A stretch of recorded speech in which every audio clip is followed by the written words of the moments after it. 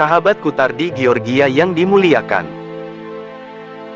Hari ini, saya berziarah ke makam Habib Abdurrahman bin Alwi Al-Habsyi atau dikenal sebagai sosok Habib Bugak Al-Asyiah yang berasal dari Makkah. Ulama Aceh ini hidup pada tahun 1760, saat masa pemerintahan Sultan Alauddin Mahmud Syah I. Habib Bugak menjadi orang kepercayaan Sultan Aceh pada masa itu.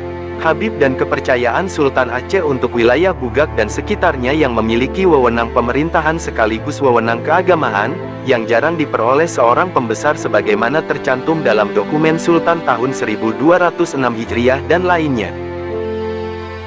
Adapun ikrar wakaf Habib Bugak di Mekah terjadi pada tahun 1222 Hijriah.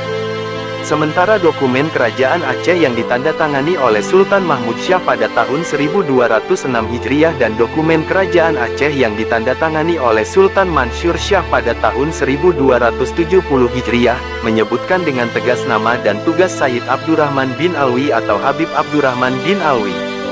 Dengan demikian, dapat disimpulkan bahwa Habib Abdurrahman pernah hidup di Bugak sebagai orang kepercayaan Sultan Aceh Darussalam antara tahun 1206 Hijriah sampai dengan tahun 1270 Hijriah, hampir bersesuaian dengan tahun wakaf dibuat pada tahun 1222 Hijriah.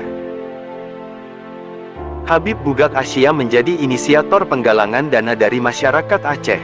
Setelah dana terkumpul dengan sistem transparan, Habib Bugak Al-Asyiah kembali ke tanah kelahirannya di Makkah pada tahun 1809 untuk membeli tanah di sekitar Masjidil Haram. Pembelian tanah wakaf menggunakan dana umat Islam Aceh dan tambahan dari uang pribadinya. Setelah membeli tanah, ia membangun rumah singgah untuk masyarakat Aceh yang menunaikan haji.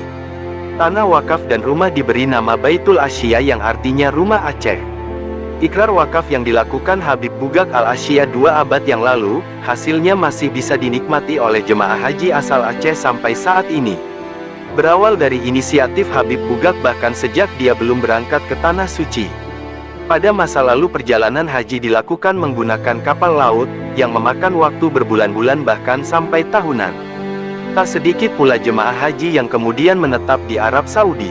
Saat itu bahkan belum ada kerajaan Arab Saudi seperti sekarang ini. Belum juga ada Indonesia. Di Makkah, masih dikuasai oleh kerajaan Turki Utsmani.